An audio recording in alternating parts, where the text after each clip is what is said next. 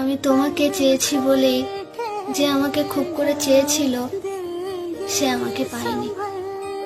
আমি তোমার হতে চেয়েছি বলেই কারো এক আকাশ ভালোবাসা দেখেও আমি তার হইনি। আমি তোমার চোখে প্রেম খুঁজেছি বলেই যার চোখে আমার জন্য এত মায়া ছিল আমি তার চোখে চোখ রাখিনি।